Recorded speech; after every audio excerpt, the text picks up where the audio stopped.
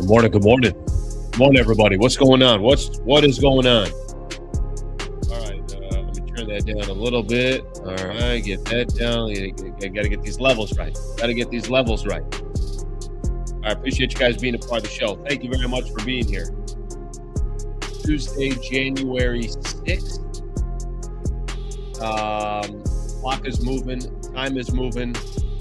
We got a kind of a packed show today. I got to be honest with everybody. Cheers to everybody. A nice warm cup of coffee, ready to go on my end. Hopefully everybody's doing good on your end. Got a lot to break down. We got people breaking down trade ideas. It sounds like philosophically, Lakers may be changing their strategy a little bit here. We got a Lakers game tonight coming up against the worst team in the Western Conference. Can you imagine if the Lakers lost this game? What the hell would happen in the post-game show? Got Lakers and the Spurs tomorrow. Damn. I mean, we even get a second to breathe here. I appreciate you guys being a part of the show. Thank you for being here. Let me give everyone a quick rundown of the show. I do got a guest coming up today. So I do want to kind of jump in through a couple of topics before I get the guests come on. If you want to leave a thought, a comment, any of that stuff, feel free to do so. Shout out to everybody that watches the show live. Shout out to everybody that comes back a little bit later and ends up helping us get pretty much a few thousand views every single time that we do a show in the morning. So I appreciate that. If you're listening on the iHeartRadio app, or on the podcast, I know it's available now on all podcasts. Thank you for doing so as well. So I appreciate everybody being here. Let's give everyone a quick rundown what we got going on for the show today, and then we'll get things started. Lakers, of course, taking on the Pelicans. So Lakers got a little bit of work to do tonight, making sure no real difference than the game they had against the Memphis Grizzlies, other than that the Pelicans are worse and you're just not at home. So we'll talk a little bit about that game coming up and just, how important it is that some of these role players continue to do what they need to do. They need LaRavia. They need Deandre. They need a lot of these guys. And again, it's kind of one of those, you only win or it's a complete colossal failure. So Lakers got, obviously, the Pelicans coming up tonight. There's a new strategy, it sounds like, for the Lakers. Lakers are open to some new ideas. And when I say open to new ideas, what I mean by that is Marc Stein is as good as it gets, by the way. Not working for a big, powerful network as well, just kind of doing his own thing. Support him if you have not supported him. That's the definition of somebody that rolls up his sleeves and make it happen. He's reporting kind of a new strategy that the Lakers are open to some maybe different ideas at the trade deadline. So just something to keep in mind as we go. All right. I had that one. And then came back. That thing snuck up on me. It's supposed to be done after that. We get that one in the beginning, one at the end. I didn't do my job there in fading out that music there. So Marc Stein about the Lakers' potential new strategy of what they could potentially be looking at by the trade deadline. I'll read a couple of quotes from there. Khobi Price is going to join the show, so he'll be my guest. You guys know Khobi Price. He's actually got some interesting news as well on his front. He'll continue to cover the Lakers, but he's going to be covering it for a different outlet. I'll let him share some of that news. But if you've been watching Khobi Price over the last year and a half or so, 2 years, you can call it, he's been part of SoCal News Group and there at every game and traveling and everything else. DeMarcus Cousins has a trade idea. And the trade idea that he has, I gotta be honest, it's kind of an interesting trade idea. It's not a terrible trade idea. It's interesting. It ain't gonna happen, but it's an interesting trade idea. We'll get into that in a little bit as well. I want to look at the Western Conference just as a whole. And there's something that's happening. Lakers didn't play yesterday, and they dropped 2 spots in the standings. I mean, this is why the Western Conference is so much fun. This is why the Western Conference is always – this year, it doesn't have as much depth, but it is stacked still. We'll talk a little bit about the West. The Oklahoma City Thunder lost again. Guys, the Thunder, they're human. The Thunder can actually lose games. They lost yesterday. If I'm right, they lost at home to Charlotte. So something's going on in OKC. And I'm not going to sit here and tell you that they're still not going to be probably the favorites and everything else. But look, You start stacking up some L's the way they are, and you're coming back down to earth. That's just good to see. Maybe there's other teams now are a little bit more emboldened because of that. Got some NBA news. Trae Young is available on the market. There's another, I was talking about Ja Morant yesterday. I should have threw Trae Young into that mix as well. Atlanta's significantly better without Trae Young, and they got a player in Jalen Johnson that's an absolute stud, a youngster, and they should kind of formulate how they're going to do things. So we'll do that as well. All right, thank you for being here. Appreciate you guys being a part of the show. Let's get a couple of these comments in here. What is everybody saying here? Buenos dias, Slee. Hope it can stay dry out here for a few days at least. Cheers, my friend. Thank you. Good morning to you. Yeah, what do we have? Do we have it's raining? We got a little bit of weather that changes, and then all of a sudden nobody knows what to do. JJ does not have enough experience to manage a Dillon Brooks type of character. We'll get into the Dillon Brooks stuff a little bit later. I don't want to get into it right now. And we go from there. I think it's an interesting concept. For me, it's more about the concept, less the players, even though the players are such powerful figures that I think it makes it even more interesting. What counts in life is not the mere fact that we have lived. It is what difference we have made to the lives of others that will determine the significance of the life we lead. Ocean Breeze, I appreciate you always sending these quotes in. Thank you very much for doing so. I appreciate it. Okay, let's talk a little bit about the game coming up tonight, Lakers and the Pelicans. So let's kind of start off with that, and then as the show progresses, we'll get into all these other topics. I don't want to spend too much time on the actual game tonight. Sammy Long did a preview video for us yesterday, so something to keep in mind. Lakers are playing an early one tonight, 5 p.m. So Lakers and the Pelicans. By the way, I like these start times. I'd much prefer 5 p.m. tip-off. Not that anybody cares what I prefer, but I'd much prefer a 5 p.m. tip-off.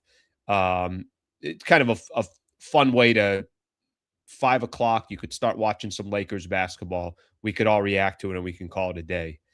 Pelicans have the worst record in the Western Conference. They have no interest in winning, nor should they have interest in winning. For the Lakers, there's kind of a two-game approach here that they have in front of them. They're playing 2 games. Pelicans tonight. Tomorrow they got the San Antonio Spurs, so they'll go back-to-back action. Tonight it is kind of one of those games without really having to pay too close attention to all the details. There's only a few things that I have interest in tonight. Number one, it's similar to the Memphis Grizzlies where it's like, yeah, you just better handle business. And you had to win not one against the Memphis Grizzlies. You had to go take both of those games against the Grizzlies. I don't care about the Spurs game tomorrow. I don't want to talk about it. We'll talk about it later. That game is going to be – it's a completely different animal than what the Lakers have today.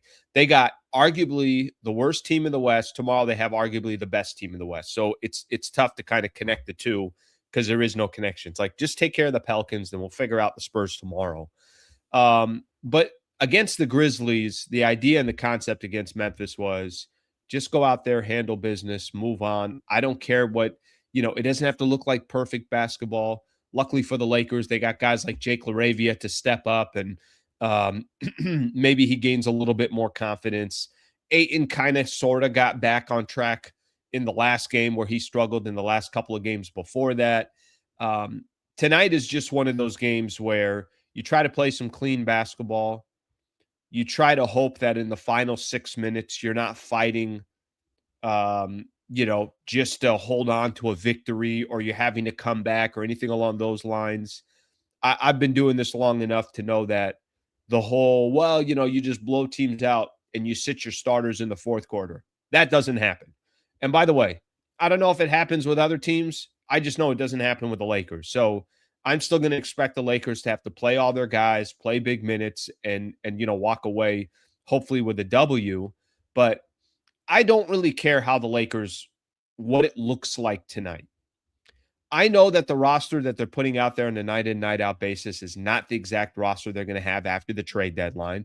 Once they get some of their, their health back and everything else. So I try to watch these games maybe a little bit differently. What I do want to see tonight is, how do the role players look? Can Jake LaRavia build off of some of the stuff that he was doing in that last couple of games against Memphis? Or does he go back to, and I don't think he does. I think Jake LaRavia is going to continue to kind of find ways to impact for the Lakers. Is there maybe some indirect bitching and complaining because he's not getting the ball enough? All right, nobody wants to see that. Ayton, just go out there and do your job. Does Marcus Smart, just do all the role players kind of just take care of their job? Do they all kind of make sure that the Luka, I know, is going to get his. Hopefully LeBron can kind of build off some of the momentum he's been building these last couple of games. I think he's looked a lot better. The question just becomes, do the Lakers role players, are they an asset or are they not? And all you need is a couple of guys to be an asset. I'm sure if I'm doing the post-game show tonight and it's a little bit of a struggle to get the W, most people are going to say, look, Al, the team's not good, this, that, whatever the case is, just get the win and move on. And I think that's kind of the mode that the Lakers are in right now. I'm watching a lot of these teams in the Western Conference. Not a lot of them are playing smooth basketball right now. It's not perfect for any of these teams. Houston was in a dogfight yesterday against the Phoenix Suns. Give Phoenix credit because they continue to play good ball. We know, I've talked about Denver, of course, because of some of their injuries. The Thunder lost to the Charlotte Hornets. There's a lot of teams that are kind of up and down right now in the Western Conference. Lakers got some excuses. I don't want to make too many excuses. Just go get the win against the Pels and move on. The bigger interest I had coming into this game was the conversations about Herb Jones, the conversations about some of the other players that are on the Pelicans. Will they be available? Will they not be available? That, to me, honestly, was more of an interest. But the Lakers they do got to stack up a victory tonight before anything else. Okay, let me shift my attention here real quick because something went on that the Lakers trade strategy could be changing a little bit. And we've mentioned Herb Jones, Trey Murphy. We've talked about some of these different players that are on the Pelicans, how tough it's going to be to get some of these guys. Yesterday, there was a report out there that the asking price for Herb Jones is going to be just a ton. And, the Lakers are going to try to be strategic. And here's what Marc Stein said yesterday that I think is interesting. Marc Stein put out on his Substack. I've mentioned this a couple different times now. Here's what he said. He said, it's believed that the Lakers are only going to sacrifice their projected financial flexibility in the summer, which is expected to furnish them with the ability to make significant roster changes only if they can acquire a real needle mover at the position. Okay, so what does that exactly mean? Let me simplify a little bit of what Marc Stein's trying to say. Marc Stein's saying, what do the Lakers, a lot of Laker fans get frustrated with this, but a lot of Laker fans have talked about how many times have Rob Pelinka said, we want to give our team flexibility. We want to give ourselves options that they have the ability to potentially take on a contract. They have the ability to walk into free agency in the summer and have a lot of cap space. They have the ability to have expiring contracts that are on their books so that they're not tied down and they don't get caught up in the aprons and all the way the NBA has kind of the water's got a lot more muddy in regards to how you run a front office in the NBA. What Marc Stein is trying to say here is that the Lakers are willing to dip into this salary or to dip into their $50+ million of salary cap space this offseason, which they can open up as much as $50 million in salary cap. That's obviously a lot of player options. It depends on what they do with some of the players that are on expiring contracts that they have. They're willing to dip into that. I'll give that quote again, only if they can acquire a real needle mover at the position. So we understand that we're about a month away from the trade deadline. We understand that the Lakers have big time needs that they'll need to address. And maybe they try to accomplish all that in the trade deadline. Maybe they wait till the summer, whatever the case is. But we know where the Lakers struggle and what the Lakers need most. And Marc Stein's pointing out there that the Lakers are willing to sacrifice some of that financial flexibility in the summer if they could find a real needle mover at the position. It's not a big shock to kind of read that. I think that's, again, where has Pelinka done most of his damage? Most of his damage has come at the trade deadline. And that's not to say that that strategy can't change.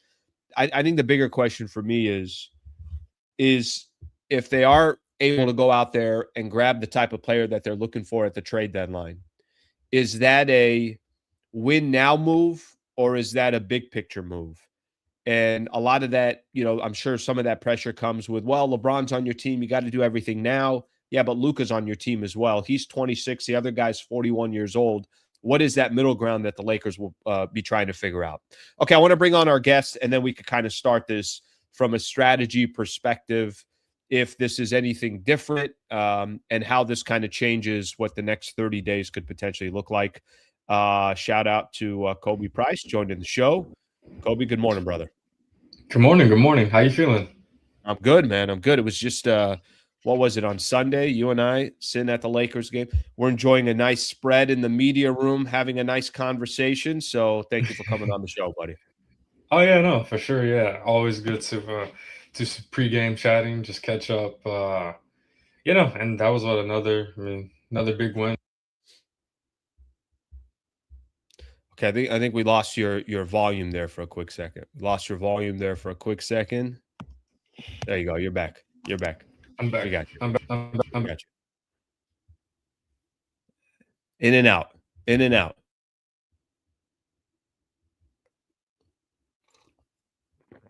Yeah, I think it's almost sounds like something's connecting and then disconnecting. So I'll let you handle. You're good. You figure out. We've got little technical difficulties there, and I'll let Khobi do his thing. All right, let me see here. We good now? I think we're good now. Yeah. Good now? Okay. Yeah, we're good. We're good. Okay, perfect. Yeah, My bad. No, it's good. I'm like the least technical person, so anytime something goes wrong, I'm like, that's it. Show's over. I want to close my laptop when it happens.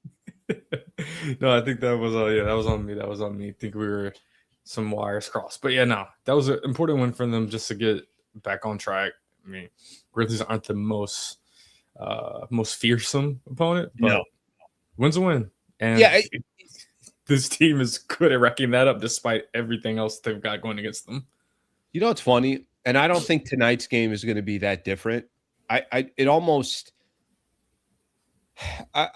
not trying to say that how they win a game doesn't matter, because it does, and that the details are important, but there's a little bit just of the predicament or the situation that they're in, some of the players that they're missing. I do think, missing Rui and Austin Reaves, those are significant for the Lakers, and just the lack of depth and everything else. I almost, you look at the calendar in January, it's just keep your head above water until everybody comes back. Keep your head above water. Maybe they make a move at the deadline. But how much are you watching games, and are the details super important right now to you? Or are you kind of like, just try to take advantage of a W where you can? And yes, I know where their struggles are, but I don't think they're going to figure all that out in the next 10, 15 days anyway. So you might as well just kind of think big picture. No, I think the details still matter in terms of how it looks. I mean, even with Rui and Austin being out, the transition defense still matters. Are you running back? Are you springing back? Are you boxing out? Like those details, not necessarily. I wouldn't even. Obviously, your play calls, how you're setting guys up, how you're using, like, that all still matters. But the bigger picture, like, are you sprinting back? Are you playing transition defense? Are you being physical? What's the energy like at the start of games? Like, that all still matters, because even when Austin and Rui come back, to be honest, those aren't really the guys you're looking for or asking to be the physical perimeter defenders, or to be, obviously, you need them spring back, getting back to transition defense as well. But you need everyone else on the court to do the same. So regardless of who's on the floor, there are still things that can be taken away. Yes, one of the most important things, especially in this Western Conference where it's tough. But I said this the other night, the Lakers aren't the only team kind of experiencing this backslide in that. Just throughout the conference, we've seen OKC, 6-6 in their last 12. Mm-hmm. Houston's kind of been up and down. I know they got the big win last night. over Phoenix, but Denver's got the health issues. Denver's got the health issues, though they picked up a big win over Philly last night. So it's a lot of, if you can just maintain, because at least right now, they're back to being third in the West, I believe, or at least last time I checked, which was here's what's funny. I'm back to fifth. Here's what's funny. What you just said about the standings there. They didn't play a game yesterday. They dropped from third to fifth, which just says everything in itself, right? That just how congested the Western Conference is and how many teams you got piled up. I want to, and by the way, and I think I guess what I meant by the details don't matter. Of course, the details matter. I guess what I meant more about that, if they win a game against the Memphis Grizzlies and didn't look exactly the way you wanted it to look, go ahead and take that win, because you might have an L coming around the corner at any moment. And because of the conference of what it looks like and how easy you can slide up and down, obviously these games are going to matter. And it might not seem like it matters, but if they lost tonight against the Pelicans, as an example, we'd be a couple months from now, we'd be talking about, well, don't lose to the Pelicans in New Orleans. And that could be the difference of you getting a 3 seed or a 6 seed. We'll see what happens. It's still early enough to where obviously a lot's going on. I was reading, I just want to kind of get your opinion on this. So Marc Stein was putting out in his Substack, and I'm just curious is this a surprise to you, or does it feel like, no, based off of what Pelinka has said and based off of where you feel like the Lakers are currently and where they want to be at some point down the road post LeBron, what do you think the next 30 days are for the Lakers as we approach the NBA trade deadline? We know what their needs are. We know how they can improve this team.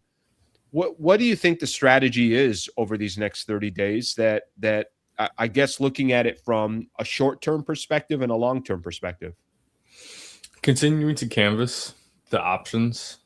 I just talking with people around the league about just simply the Lakers' options in terms of upgrading the roster. Everyone recognizes their weaknesses or their areas of improvement. But then when it comes to, okay, so who can they trade for? What can they do? It's one of those just like still TBD. Like you get suggestions, but it's still very much there's still a month until the deadline. And there's still uncertainty about whether will make a move or even exactly what that move could be. And this is around the time where, really let's say January 15th through February 6th, that's when the market will really pick up. As we saw with Trae Young talks with Atlanta about a trade. But for the Lakers, a lot of this is just continue to canvas because this trade market for them, I mean, it's also because of what they have at their disposal.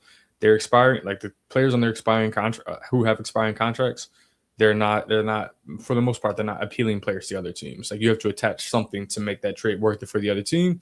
Problem for the Lakers is that they don't have whole lot to attach to make a trade better, and then you're losing your optionality. Like that's just how they're looking at it.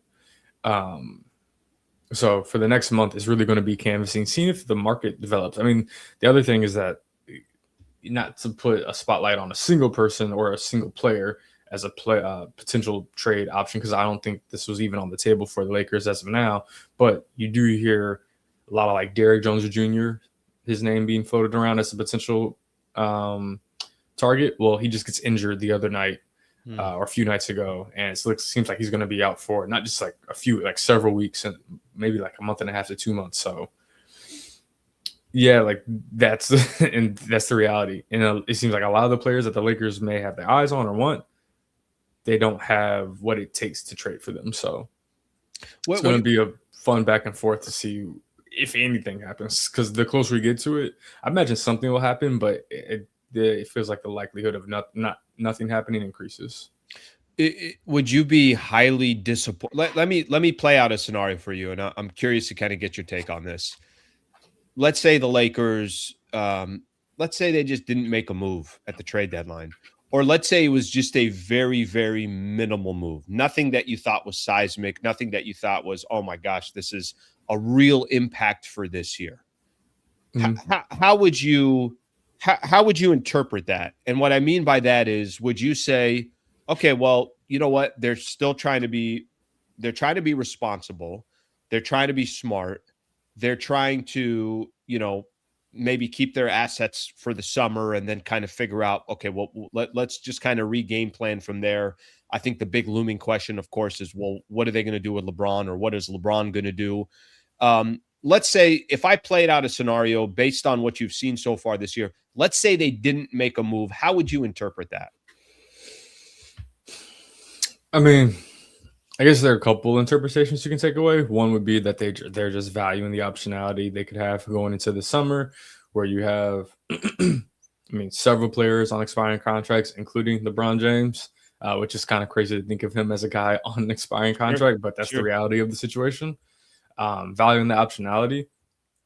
And so I think that's your more, let's just say, team-friendly, front office-friendly view of it. Another way you could view it is that they didn't view this group as one to invest long-term. It's kind of where I was getting at too. So yeah, that's how. And to me, I don't know if I've said it on your show, but I think this is a team, this is a group that is worth investing more into.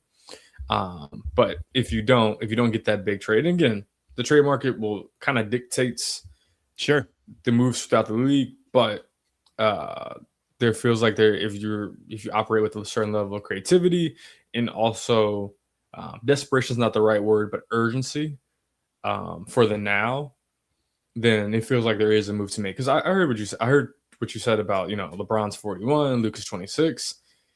Yeah, Luka's 26. This is the prime of his career. Like he should be playing the best basketball of his career, like starting now and the next few seasons. Like what is it, from age 26 to 31, 32? Like these should be the years in which Luka is at his best. And I can understand the argument. Well, that's why you don't go all in on the now, because you could have another 5-7 years. Well, the other thing is that the NBA, the life cycle is really like 3 years. Mm-hmm. And if you want to view the life cycle of a group from when Luka joined the team, last year, I know it was a half season basically, or a little less than a half season. Last season was year 1. This is year 2. There may not be a year 3 with this group, how as currently constructed. So you could view it, and I think most would view it, and I respectfully, understandably so, view it as just the team not viewing this group as worth investing and not worth sacrificing for potential future optionality. Yeah, it's funny. I think it's worth investing in to a point, to an extent. I think if you're, and I don't think they're going to be doing this, but hypothetically, if they were trying to go all in this year, there'd kind of be a little like, all right, not really I don't know if I really understand that strategy. Why would they do that? I think if you look at teams around the NBA, Houston should be very aggressive because of their kind of timeline around Kevin Durant. And then, San Antonio shouldn't be as aggressive because they got plenty of years that they're going to be working together and continuing to grow, whatever. I'm just kind of grabbing two teams that off the top of my head. The Knicks, I get it if they're more aggressive. The Pistons, I get it if they're a little less aggressive. Just, again, looking at some of the upper echelon teams in both conferences. The question I think is going to come down to, and I think this is going to be the part that's most fascinating. You mentioned it. You said, look, LeBron's on an expiring contract. We've never seen LeBron on an expiring contract. Yeah. And, I think if they can go out and I still think you can invest in this team. I still think they could be a headache in the playoffs.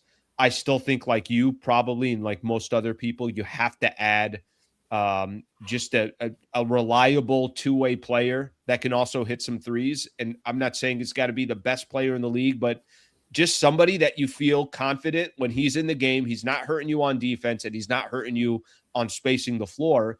I don't think you have to make this unbelievable investment to where it's going to hurt you long-term or it's going to take up a ton of cap space or any of that stuff. I think whatever move you make, you're just, the mindset has to be, this is somebody that can help us today, but that person could also help us with Luka and tomorrow. And if it's Austin Reaves, everything else. I think the question is just going to come down to, is there a player like that that's available for the Lakers? Then that's the part that when you asked me to start. And the cost. Yeah, and the cost. No, for sure. And that's why when you asked me about what the next month is going to be, a lot of it's going to be canvassing, because I think right now, obviously there's at the one point the Lakers were tied to Herb Jones. Well, Pelicans don't want to trade Herb Jones right now, and if they are, it's going to be for more than what the Lakers can offer. So that's a cost issue. Can I ask you this? What do you think it would cost to get Herb Jones? Probably a couple firsts. Yeah, that's what it feels maybe like. Maybe an unprotected, and then maybe a protected. But I would, a couple firsts from what I can gather, from what I can tell. So, and obviously the Lakers have one first to offer, and a second, and that's actually so. And maybe we don't see this the same. Like, so last year when they traded before the Luka trade, obviously they had another big trade, another important trade for their roster when they traded for Dorian Finney-Smith. Yeah, when they traded for DFS, that was D'Lo, 3 second-rounders. 3 second-rounders, which was huge because now they have 1 second-rounder to trade. And I mean, you can, and obviously DFS is no longer on the roster, and you can go back and forth about the trade. Like, well, if you aren't going to bring him back, was it worth it? I think it was. Whether that trade was worth it or not, that's the kind of trade this group is probably needing to make. The problem is that you have fewer firsts. Only have one. Not first, seconds. Sure. And it's just a little bit. So it's a little bit more challenging to make that kind of trade. But that's more in line with, even if it's not a player long term, someone you can slot in and can be a high level role player for this group. You're not looking for a star. Yeah. I can already see. I'm glad. Actually, no. I'm glad. I didn't see any Trae Young jersey photoshops or jersey swaps. Very glad to see that. Shout out to Lakers Twitter, whatever. Like, proud of you guys for not going in that direction. Very proud of you guys. So should I stop? I had a post coming at 9:30. Should I wait on that? Because I figure, I mean, if you want as little as defense as possible, let's get Trae Young into the mix as well. Yeah, that would. Now the strategy is going to change from, instead of dropping 135 a night to win, you just need 140 now. Absolutely. That sounds like a good strategy. Increase it. But I know what you mean. That's a player that, obviously not everybody was even your most optimistic Laker fans, like, yeah, those don't make sense. Wait for the ones that make sense. Then obviously trying to find any player that's out there. Can I ask you this? And I got one more question on kind of more of a front office side of things. Then I want to talk about the actual the play of some of these guys on this Lakers roster. New ownership comes in. New ownership has a reputation of being pretty damn good at another sport. And they're trying to figure out, obviously the NBA structure is completely different. If I told you that what's the biggest impact new ownership can have on the Los Angeles Lakers, I would tell you is, well, they need to go out and get the absolute best front office available and pay whatever price it takes to go get the best in the business, the best scouting department, the best coaching staff, basically where there is no cap. And that's how rich owners can really, really put the right people in play to kind of get that trickle effect on everything else. We're not even a year into new ownership. We're not even close. We're probably about 6 months, maybe a little bit more than that, of new ownership coming in. What do you think? Where do you think Pelinka lies in the mix of having an opportunity to build out his vision? And just kind of curious what you think of how the Lakers are structured today and how new ownership can change that or embrace it. Yeah, I mean, I know the news about the new ownership broke in mid-June, but it didn't become official. Yeah, until late October. Mm-hmm. Yeah, late October. So we're only a few months into it. But when it comes to, I think this sentiment can extend beyond Rob. But you asked about him specifically. I mean, this is an important year. This is an important deadline. This is about to be an important summer because yes, he received a contract extension. So did JJ Redick. Like there are years on the deal beyond, well beyond this year. But But we've seen this, like, even if there's not a change immediately, like the clock in terms of evaluation of your job starts immediately. That's immediate. So Rob will have time. Like, again, contract extensions there, it's in place. He will have time to show his vision and present his vision and try to build out his vision. But there's also going to be a level of accountability for it as well, if that makes sense. So it's not just, oh yeah, you got your contract extension and you're good. You don't have to worry about anything for the force. No, this is very much you're being evaluated, and that doesn't mean you won't be able to see your vision out, but there has to be a certain level of progress within that for him to maintain his position. What do you think that progress looks like? And then I'll get off of this. I got other questions I want to ask you, but just kind of what to you is progress where you're like, because I could make an argument that Pelinka's done a pretty good job over the last 12 months, right? Whether it's I was a fan of the DFS trade and maybe the fact that he didn't re-sign with the Lakers, or the Lakers decided to go for kind of a cheaper, younger option. Now you can question that move. Obviously how they got Luka Doncic, I'll leave that one alone. We don't need to have a conversation there. They were able to get Ayton. They were able to get Marcus Smart. Whether you think those are perfect fits or not, it didn't touch the cap space that the Lakers had. They're paying a portion of what that, the cost is. I think LaRavia was a nice signing. Just kind of, I think with Pelinka, there are some things to look at that you could say he's done a pretty good job at. The one thing that I will say is at this point moving forward, I do think everything's got to be built around Luka. Everything does have to be built around what the future looks like. And that's why I love what you said about it is kind of a critical 30 days from now, we'll be assessing Pelinka differently than we were a year ago. And I think 6 months from now, we'll be looking at Pelinka and looking at his job and saying, is this thing going in the right direction or is it not? Yeah. So you asked me, what does that look like at the progress? Okay. So, and the deadline will be telling. The deadline will be telling in terms of what is the path? Are we going all on this team, or are we prioritizing, we being the Lakers, or is there going to be a prioritization of the summer? And again, the optionality you have going into the summer, draft night, you get I think access to 3 first-round picks, a little, you have a little bit more. You have guys coming off the books, more cap space. Obviously, like re-signing Austin Reaves, assuming he opts out of his player option for next year, and he will. Sure. But bringing back Austin is going to be a priority. I would imagine even bringing back Rue would be a priority. But you'll have options in terms of salaries, and also draft equity, like showing progress in terms of, okay, you didn't go for it in February. What is happening in June, July, and August in the summertime to ensure that the roster is better for next season and more well-rounded around Luka and Austin going into next season, and just in a better spot to contend for a championship next season compared to this past season. It's not even so that is how it is. And if that's not shown, if that's not followed up with, then that's when you start getting to a little tricky territory of, wait, we didn't do this in this time, so we could do this now. But if you're not able to pull the trigger on this now, then what were you doing the entire time?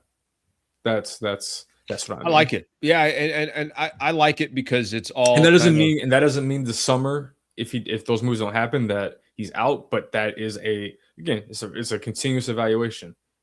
That's when it's like, okay, you have to back up these talks about optionality and these talks about always wanting to put out a contending championship contending level roster. Yeah, and I think this kind of goes back to we'll go back to the same portion as we kind of started the conversation.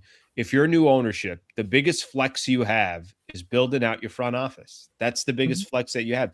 This is how you'll be able to separate yourself from a lot of other teams in the NBA. Is, okay, I can't go out there and spend the way I want to or the way I am in baseball. But what I can do is I could go find the brightest minds and bring them into the Lakers organization. And it's up to Pelinka to prove, and the front office to prove that you got the right front office. We just needed you to complement our vision And, obviously we'll see if they're able to do that. So it'll be a fun kind of month to 6 months in regards to seeing what Pelinka brings to the table. Jake LaRavia, we got a chance these last couple of games. I kind of said that maybe there's a little bit of a silver lining. Austin Reaves is out. Rui Hachimura's out. Could that build some confidence for a guy like Jake LaRavia? I was at the game. Obviously you were as well on Sunday, and I'm watching Luka, and I saw Luka plenty of different times, even LeBron, where it was like there was this, hey, I got LaRavia on the floor with me if I need him, or I'm keeping an eye out for him. I think that says a little bit something right there. Again, I don't want to make too big of a deal of it, but what do you make of LaRavia these last couple of games? How sustainable do you think it is? And where do you think he is for the Lakers right now? I think he's in a really good spot, in a really good spot. Maybe the sustainable, the efficiency, shooting efficiency, or even the production in terms of scoring may not be sustainable. But I mean, defensively, I really liked his aggression. Really like how physically he can be, how he can get into guys. That's something that this team just needs. Too often, we can see this kind of passive style of defense. He does not. He is the opposite. Is definitely more aggressive, and that's important for this group needs. And offensively, look, I mean, he's getting a lot of those, open shots that immediately Rui would get. He's able to attack a closeout. I mean, getting out in transition like that. These are the things that are sustainable. It may not be 21 or 25 points from game to game, right? But it's more so the attack mindset and the aggression defensively, and then hustling on the boards. Like those are the things that are sustainable, and the things that this group just lacks. Like they need, like their star, like they need to complement their stars. And again, the aggression, being shot ready, like these are the things that Jake can do, and he's done pretty well with last couple of games to complement Luka, to complement LeBron. What do you make of? I think for the most part, Ayton has kind of done his job. And if you'd have told me before the season started, he's a 15-8 guy, I think there are a lot of Lake fans. Okay, yeah, based off of what the Lakers have had in the past, as far from the center spot since Anthony Davis left, it's like, all right, yeah, that sounds good. And there's a little bit of a kind of a nice compliment. Ayton provides one style. Jackson Hayes provides a completely different style from a big perspective. Looking at Ayton, and I would say I have a little bit of concerns about Ayton. I do feel like there are times where I just don't feel his presence at all. Certainly he went through a stretch in a couple of games where his stats were awful, and it wasn't just a sheet of paper that was pointing out the stats. Watch the game and you didn't feel his presence at all. How confident are you that Ayton will continue to be the player that they need him to be? I thought he'd step up a little bit more without Reaves and Rui. I don't think that's been the case. Yeah, I mean, I think and I tried to ask this after the game, didn't ask it the best way, but I think something that needs to be remembered is that so many big men, at least offensively, are dependent players. They're dependent on their playmakers to get them the ball. So in this situation, Deandre is dependent on Luka and LeBron, even Jake to an extent. Nick Smith, like Austin when he's in the lineup, Gabe when he's in the lineup, Marcus, like he's dependent on those guys to get him involved in game touches. And again, he's not the first big man in the history of the league to be more engaged and be more aggressive, and his presence be felt more on both ends of the floor when he's just getting touches, not necessarily shooting the ball, but just being involved offensively. So I think that's going to be that's on Deandre for sure. He has to, be present, be aggressive with his seals and make sure he's available and, roll hard. Like he has to do all the things that lead to good shots or lead to good touches. But I mean, we've seen this kind of back and forth between sometimes the Lakers get him involved or he's like a constant, consistent presence within the offense. And then other times we're just like, yep, he's a 7-footer just out there. He's running up and down the floor. Gave up off his rebound. Kind of not the best box out. Good screening, just not as involved. Or you like you said, his presence is just not felt. So confident that as long as the Lakers keep him engaged, like they did the other night compared to the first matchup against Memphis, that as long as they keep him involved, I'm not saying he has to take 10 shots a game, even 12 shots a game. It's not even that. It just can't be. I think the first game against Memphis, I think it was like 4. Mm-hmm. Or maybe I forget how many it was. It was very few, and it wasn't just the shot attempts. It was just the lack of involvement and guys not finding him.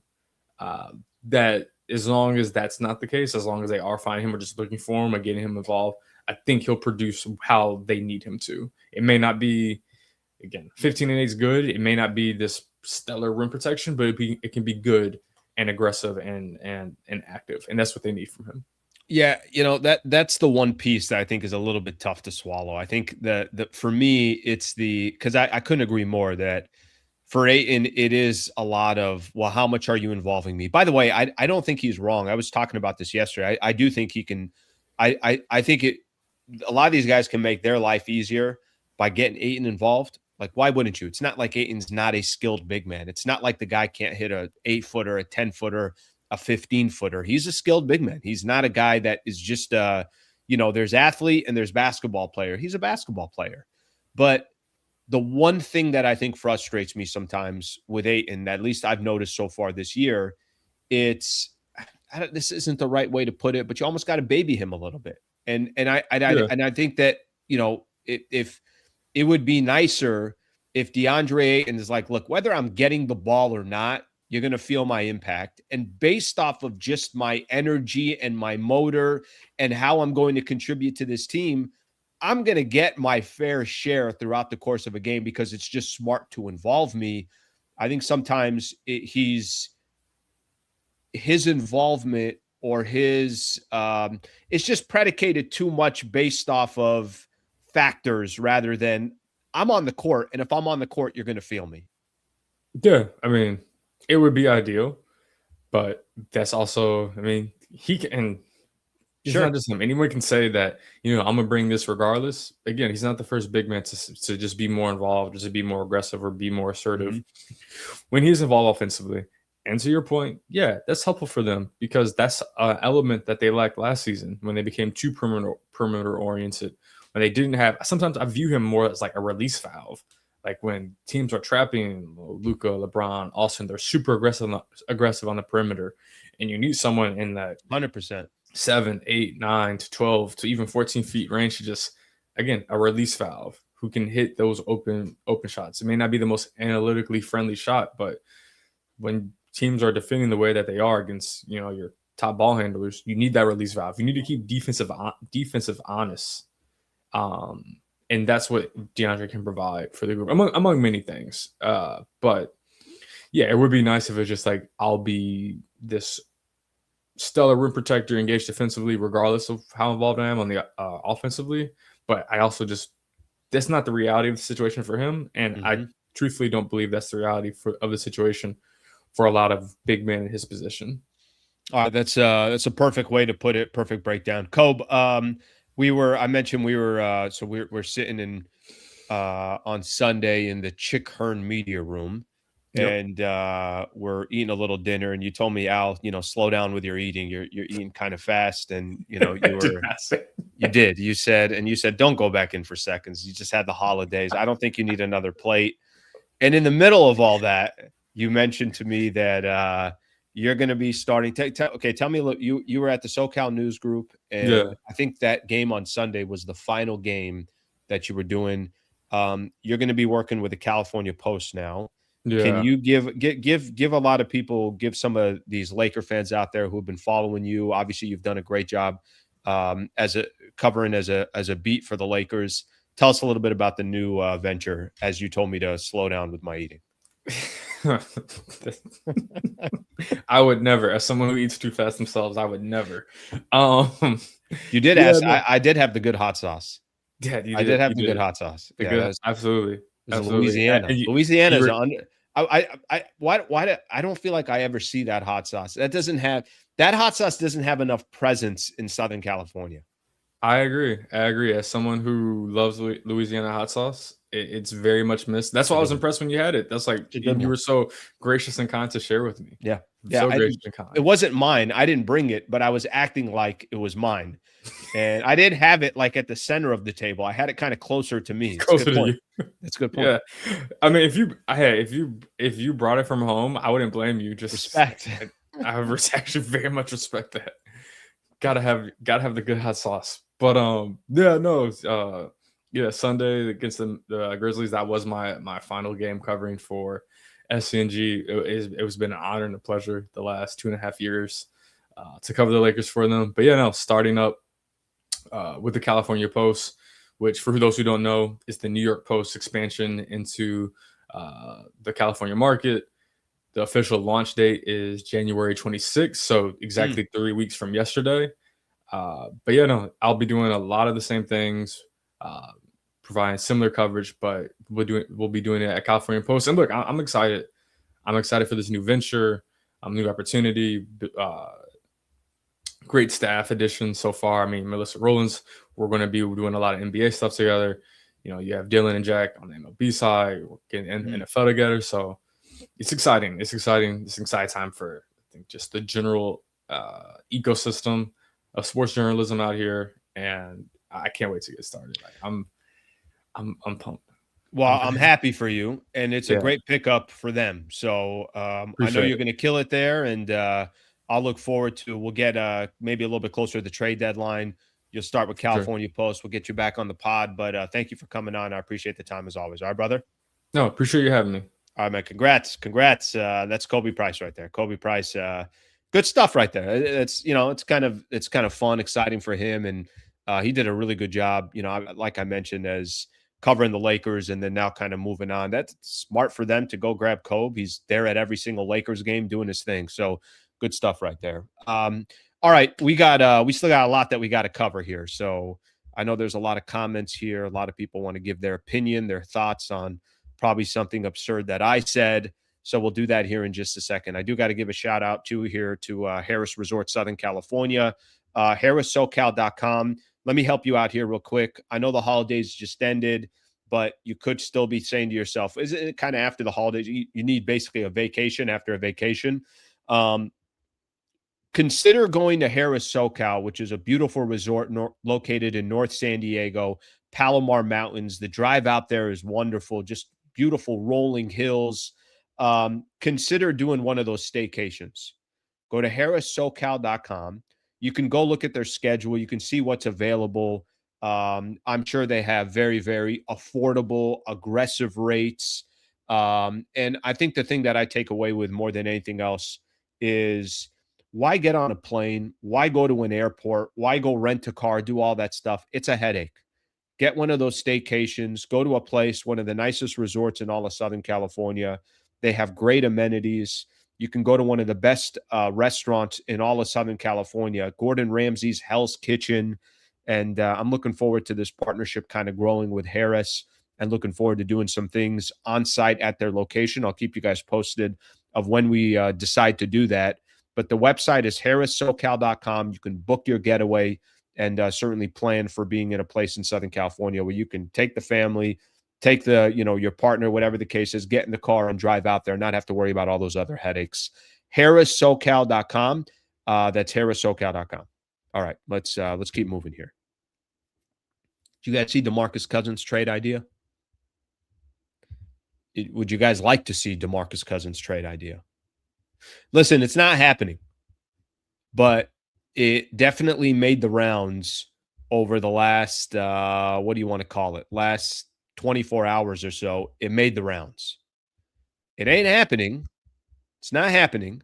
However, I think it's more about the concept.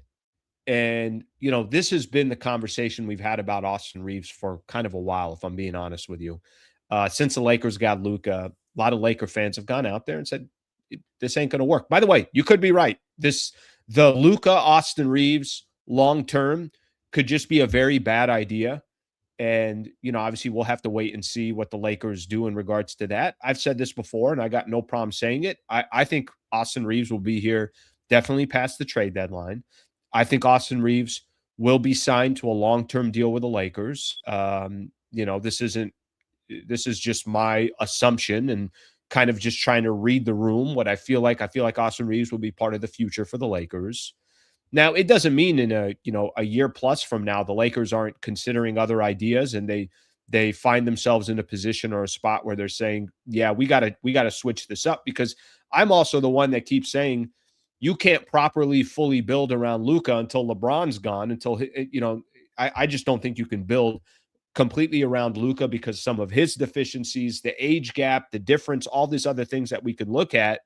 And you can make an argument, and I don't think it's a crazy argument at all. If you said, if that backcourt has Austin Reaves and Luka Doncic, I don't care what the rest of the team looks like. Those two players don't complement each other, and you need more balance from a defensive perspective. I don't argue that at all, and I think it's a fair conversation to have. A lot of that's just going to depend on how the Lakers build the rest of their team, to build the rest of the roster. And we'll find out here what the next month looks like and the next 6 months looks like in regards to Lakers basketball and what Rob Pelinka in the front office does. Yesterday, there was a conversation, and this show has done a good job. Run It Back, FanDuel TV, they've done a good job of, they got DeMarcus Cousins, they got Chandler Parsons, they have Lou Williams, they got Michelle Beadle, who's phenomenal as a host as well. So they got a few different people, obviously a lot of household names and players that have been in the league. The conversation came up about Austin Reaves, and I don't know how it came up between these two players. Again, it ain't happening. I'll read a quote or I'll read a tweet from the owner of the Phoenix Suns, Matt Ishby. I'll read that in just a second.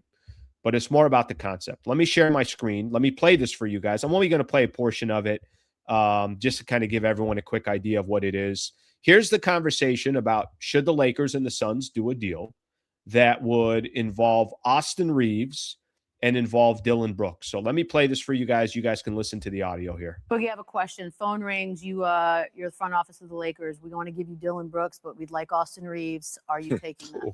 In a heartbeat. Okay. Wow. You are Dang, out of your heartbeat. mind.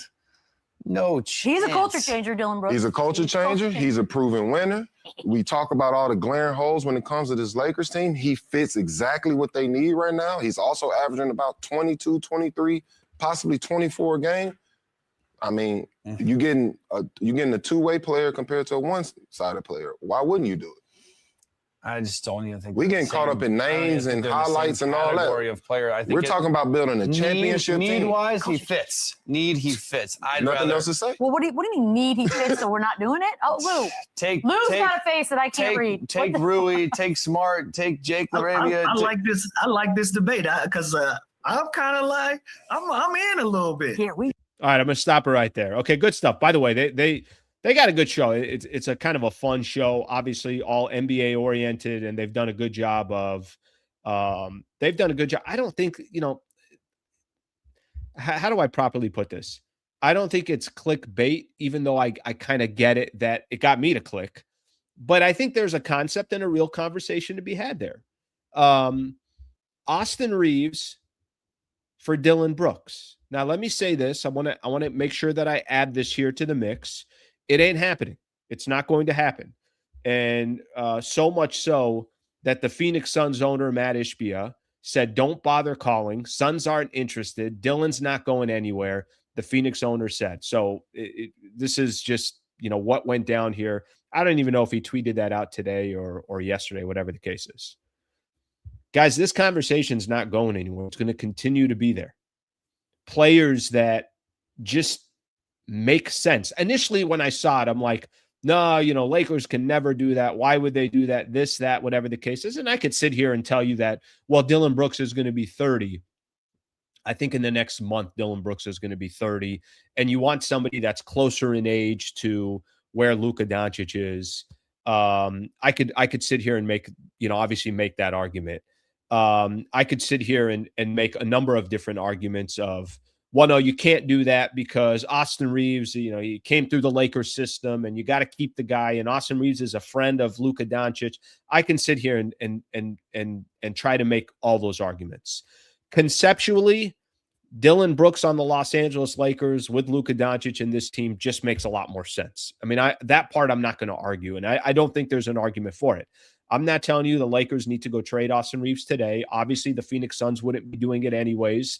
But that concept, it makes a ton of sense, right? The concept of we can get, or the Lakers can get a player who you go look at what Dillon Brooks is doing this year. This guy is not just a defensive player this year. The guy is putting up some real numbers and some real stats. Dillon Brooks averaging this year 21 points a game, shooting 54% from the field, about 34% from the three-point line. While Austin Reaves is also putting up real numbers, 26 a game, 5 rebounds, 6 assists.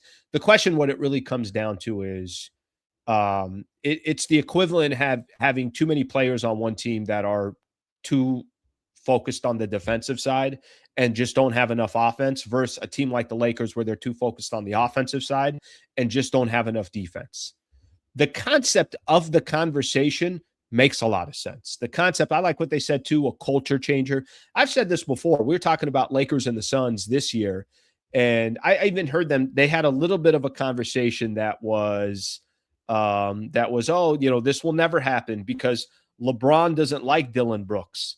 I got to be honest with everybody. Kind of doesn't matter what LeBron's opinion is anymore. And I'm not trying to be disrespectful to LeBron, but it just doesn't. LeBron's on the end of his chapter, either in the NBA or with the Los Angeles Lakers. So really the only thing that matters is what does Luka think of a concept like that? In a perfect world, let me give you a perfect world scenario. Perfect world scenario is next year, the Lakers have LeBron is off the books and LeBron is either no longer on the Lakers or is a fraction of the cap space that he's taking on the Lakers. And it's not, a $52 million contract. It's just a very, very small fraction. And you added a player like Dillon Brooks to this roster, not Dillon Brooks because he's not going anywhere. We obviously know he's with the Phoenix Suns and he's shining there. The idea and the concept is, can you get a Dillon Brooks type of player with Austin Reaves and with Luka Doncic rather than for Austin Reaves? I don't think we got to be, we have to be targeting a 27-year-old on the Lakers that has a chance of being an all-star. What you should be targeting is the 41-year-old that's on his way out the door. Presumably he's out on his way out the door. At least his contract, most of his contract is out the door so that you can replace players that make more sense with this Lakers roster, more defensive-minded, can help with the culture shift and everything else. I don't think you're trying to get rid of Austin Reaves. I think the idea and the concept is, well, you can get to the summer. Can you then go add talent to complement what Austin Reaves and Luka Doncic brings to the table? But the concept of it, the idea of it, hey, I'm taking a player that not only is defensive minded, not only can be an irritant on, against every team, that not only is a culture changer when it comes to what he can bring to the table defensively and his style of play and everything else. But he's also putting up, he had 30 plus against, I think he got a career high, or he was trying to get a career high earlier in the season against the Lakers. Dillon Brooks is also a pretty good offensive player. So it was a fun chat. It was a fun conversation. I liked listening to that podcast or listening to that the YouTube show that they had. And I thought it made for a good conversation. Conceptually, I understand it. It's an interesting chat. I'm not sitting here trying to tell you that it doesn't make sense. I think if you ask the question, which player has more value right now in the NBA, I do think a 27-year-old Austin Reaves has more value than a Dillon Brooks today. I think there would have been a strong chance that Austin Reaves was an all-star this year. And maybe there's a case for Dillon Brooks to be an all-star. I don't know. I genuinely don't know. I'm not breaking down every single player in the Western Conference, but I think Dillon Brooks has had a phenomenal season. I think he has helped the Phoenix Suns a ton. And again, what I would say is I'm not trying to trade Austin Reaves at 27 years old. What I'd be trying to look to potentially add is, can I add players like that with Austin Reaves and Luka to try to build a team for the future? But the concept is interesting. Don't get me wrong. The concept is interesting. And, that's why I kind of emphasize, I know it's not going to happen. And it also is not going to happen because Matt Ishbia, the owner of the Phoenix Suns, and a good flex from him, he wants to also show to Dillon Brooks and the Phoenix Suns, I got your back. You ain't going anywhere. Obviously, he tried to take advantage of that. So, fun conversation. DeMarcus Cousins. Look at DeMarcus getting people thinking big picture here in regards to some of the different trades out there. All right, let me see what we got here. All right, let's see. Character matters. He's dirty and tries to bully to mask his limitations. Yeah, if I'm being honest with everybody, I'm a fan of Dillon Brooks. I mean, any dirty, cheap play, I'm not a fan of. But trying to get under the skin. Listen, I think Dillon Brooks, and I've said this before. I said it, I think, after Lakers played the game against the Suns, and Dillon Brooks hit that three for the Suns to go up one, and then he gets a technical foul. And LeBron missed the free throw, but eventually got himself kicked out of the game. He also does some really dumb things that has hurt his team. I thought when he was with the Memphis Grizzlies and Lakers were playing in the playoffs and he wanted to poke the bear and everything else, I'm like, Dillon Brooks, your strategy is not working. You got to go with a different strategy. You got to be a little bit smarter in regards to, what your game plan is as far as getting under people's skin. But I think Dillon Brooks is a really, really good player. I'm a fan. I think the Lakers need, I've said this before. I don't know what's going on, but I found myself lately watching Detroit Pistons basketball, and I find myself watching it because I like the style that they play. Rough. They play defense. They crash the glass. Everything runs through Cade Cunningham. Everybody knows their role. A lot of these players complement each other. I've said this before. I'm like, Luka needs dogs all around him.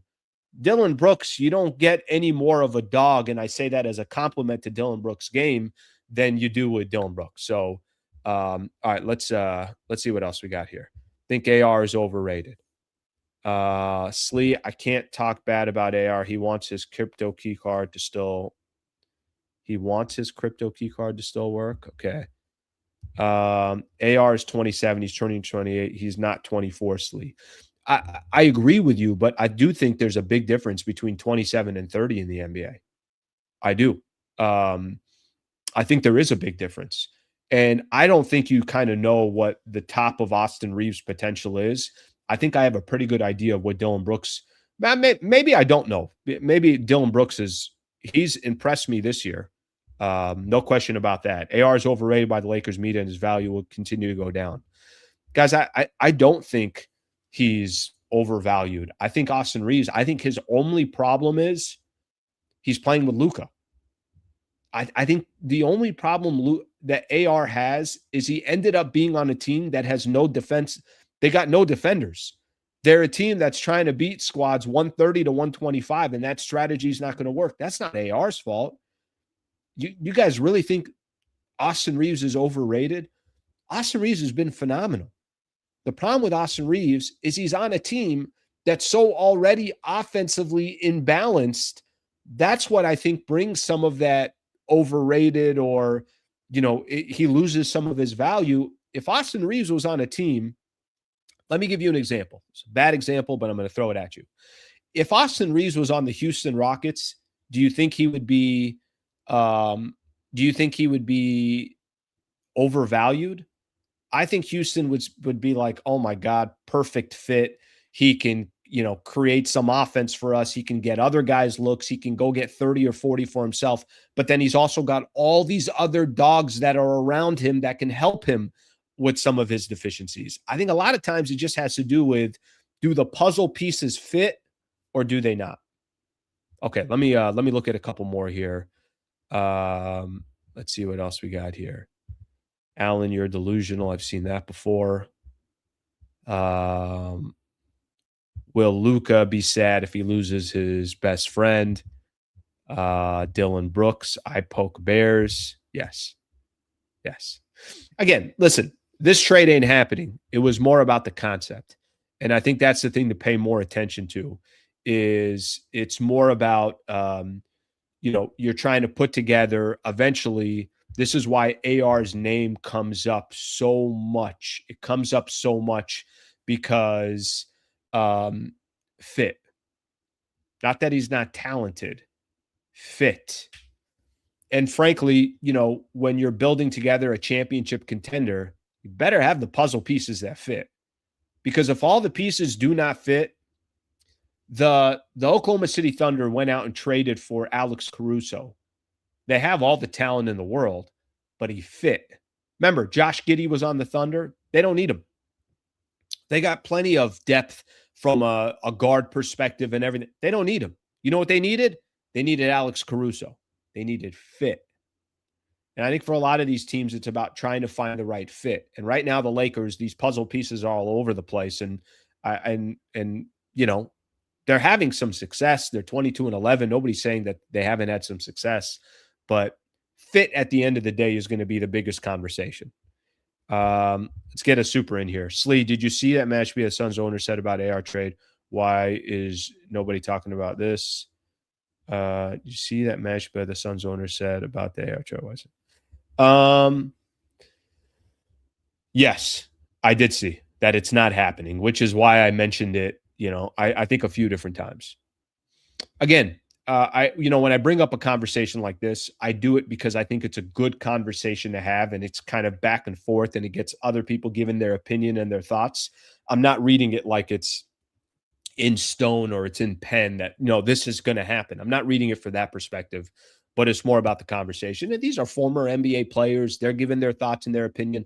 And I do want to hear what their thoughts and their opinion are. So that's why I brought it up as a chat. Thank you for the super, brother. I appreciate it. All right, let's get another super in here real quick.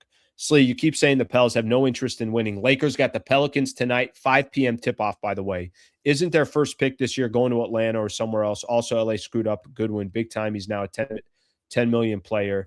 Happy 2026. Thank you, brother. I appreciate you being on here. And thank you very much for the super. A 10 spot. Thank you very much for doing that. So very, very kind of you to do that. Thank you for all the supers and all the chats just in general. You're right. The Pelicans do not have their pick. Where does it go? Does it go to Atlanta? Is that where it's going? Let me look here real quick.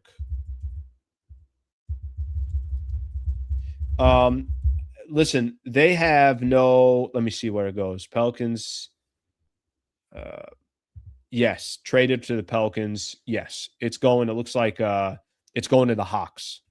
So something to keep in mind there. That's where that pick is potentially going. It's going to the Hawks.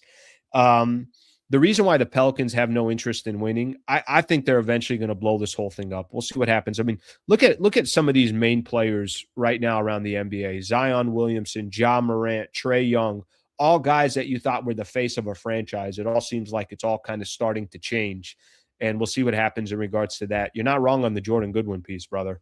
I think I brought up Jordan Goodwin yesterday that maybe it was after the Lakers.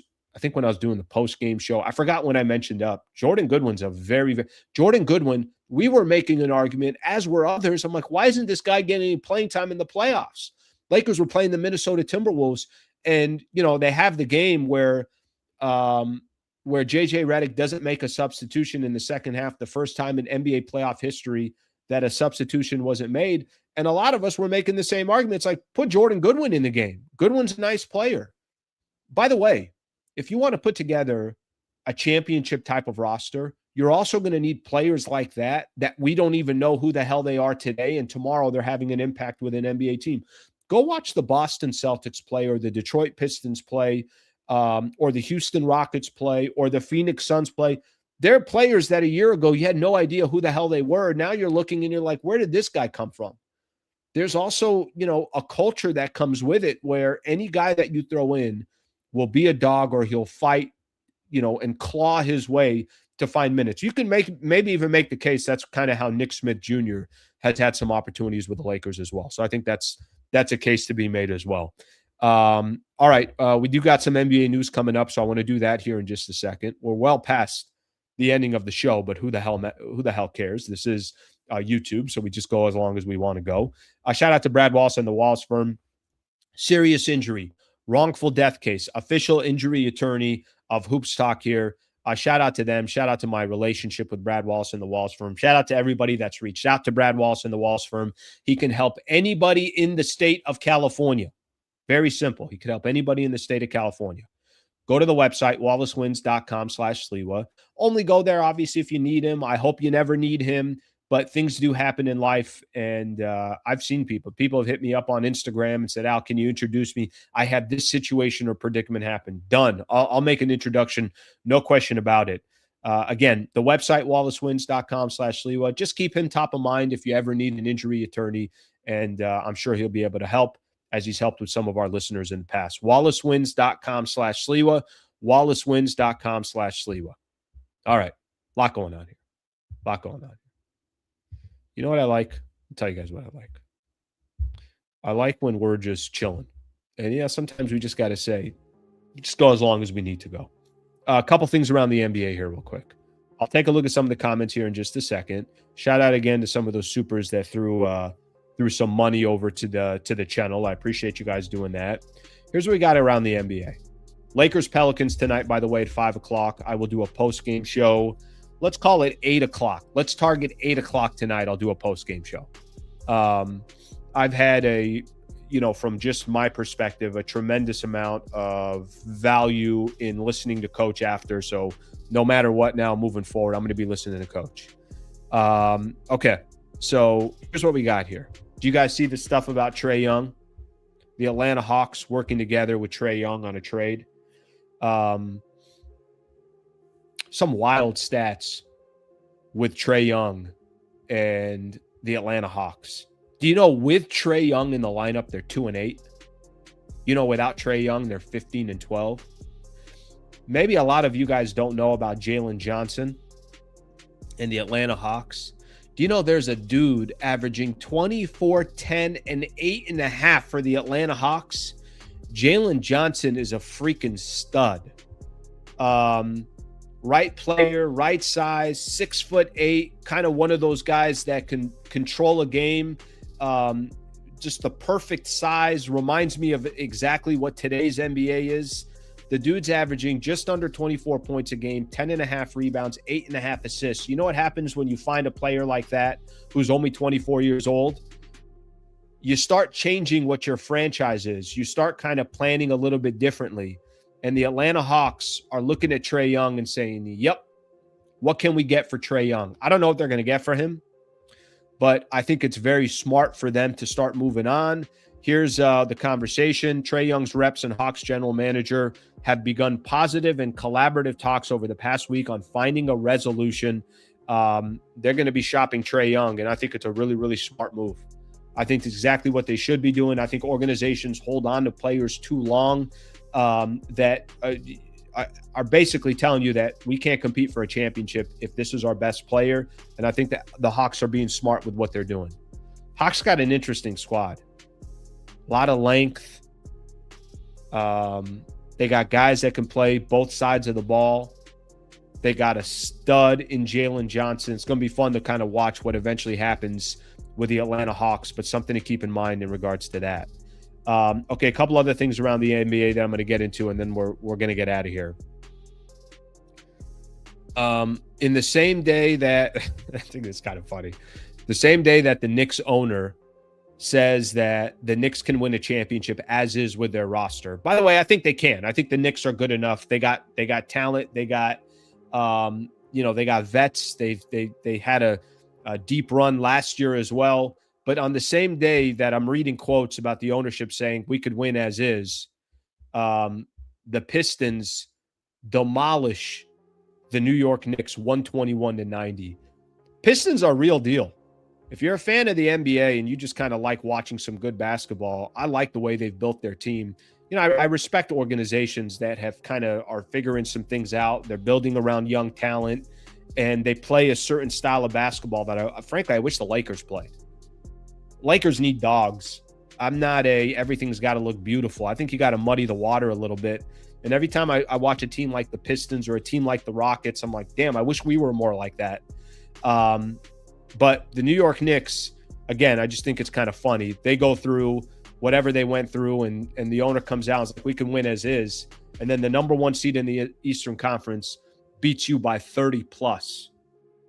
So there's that gives you a little bit of an idea of what the Eastern Conference looks right now. Standings, I'll just mention this as well. I mentioned it a little bit earlier. Lakers had won, or they got up to the number 3 spot. They didn't play yesterday.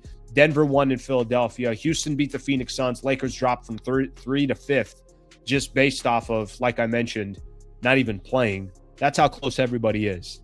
Lakers sitting in the number 5 spot, 22-11. And that shifting is just going to kind of continue up and down. That's going to come with the territory of being in the Western Conference. Okay, last thing I want to do here before we get out of here, I just want to read some of the comments, and then we're going to call it a day. Let's see what we got here. Knicks not winning with a small point guard. History shows it doesn't work with little guards. I think Knicks got a really good team. And if you're in the Eastern Conference, I do think there's a way to get out of there. Let me see what we got here. I do think that there's a path for them to get out of there. But you got some teams. This is going to be kind of the beauty, especially with the Oklahoma City Thunder. If I'm right, 6-6 in their last 12 games. Can somebody explain to me this? They lost to the Charlotte Hornets. Is that? Let me find the Thunder here real quick. Thunder have 7 losses, by the way. So that whole conversation about them, breaking the record and this and that of the Golden State Warriors, that's long gone now. And they still got a comfortable lead. I think they're, got a 3-4 game lead, whatever it is, on the San Antonio Spurs. But they lost to the Hornets yesterday, 124-97. They lost the night before that against the Phoenix Suns, 108-105. They've lost against the Spurs twice, or 3 times if you count over the course of the last month or so. The Thunder are probably giving a lot of teams in the Western Conference either some false hope or some real hope. And in the Eastern Conference, I think it's open enough as well where let's see what teams are doing at the trade deadline just based off of all the action and that there's nobody really running away with it. AR is great. LA is fortunate to have a lot of young talent, including Connect and LaRavia. The problem is LeBron not wanting to play with them, so he and Clutch release narratives. I don't think that's going to happen for very long. I mean, I think it's already been kind of set that I think it's already been set that the Lakers have put themselves in a position that probably after this season they will either get out of the LeBron business or it's not going to cost them $52 million to be in the LeBron business. Okay. Slee, that's why you're not a GM. Don't know which comment that I gave you that took me out of the running to be a general manager, but I agree with you. I do agree with you.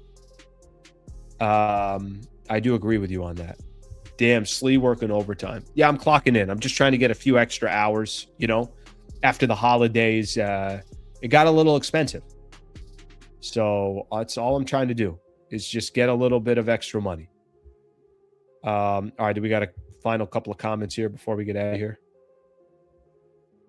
Why you got to tell me I can't be a GM in the NBA? Why do you got to do that? Having a nice conversation this morning. We're hanging out, we're relaxing. Everyone's giving their opinion.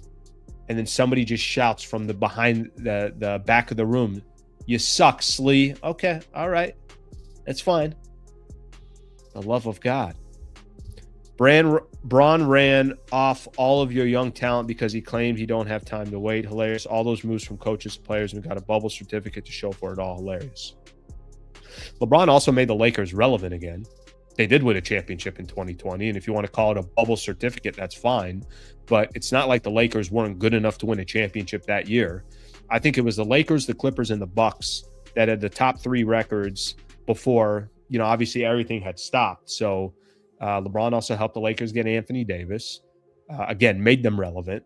So I think the LeBron era with the Lakers, a lot of ups, a lot of downs. But if you win an NBA championship, I don't know what you want me to tell you. I mean, they have one championship in the last 15 years, and that one championship is with LeBron. So, but all these things I think do have to come to an end, and we'll see if that's at the end of this year. All right, my people, that's all I got. It's fun. Fun show. Shout out to Khobi Price. Congrats to him for getting the new role. I appreciate you guys hanging out. Please do me a favor. Just subscribe to the channel. That's all we're looking for. Just more subscribers, more people to be exposed to the channel. It certainly helps. So if you don't mind subscribing to the channel, I greatly appreciate it. Thank you to Harris Resort SoCal. Shout out to Brad Wallace and the Wallace Firm. I'm back on tonight after the Lakers take on the Pelicans. 5 p.m. is the tip-off post-game show. We'll just say 8 o'clock. I'll be on at 8 o'clock. All right? Thank you, everybody. Have a great rest of your morning. I will see you guys a little bit later tonight, and enjoy the rest of your day.